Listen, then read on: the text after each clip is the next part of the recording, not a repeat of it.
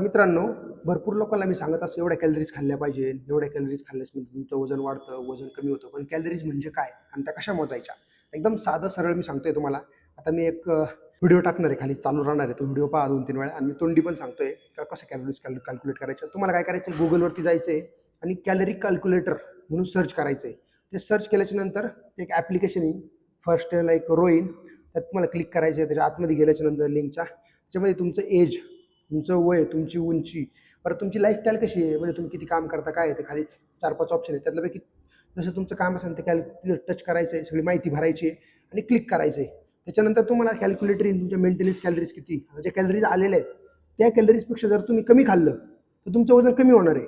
त्या कॅलरीजपेक्षा जर तुम्ही जास्त खाल्लं तर तुमचं वजन वाढणार आहे. मग तुम्ही काय करायचं आहे, त्या कॅलरीज तुमच्या मेंटेनन्स कॅलरीज आलेल्या आहे त्याच्या कमी कॅलरीजचं अन्न खायचं आहे आणि व्यायाम पण करायचा आहे. मग ते काय होणार आहे, तुमचे शरीर चरबीतून ते कॅलरीज ओढणार आहे आणि तुमचं फॅट बर्न होणार आहे. एवढं साधं सोपं कॅलरी कॅल्क्युलेटर आहे.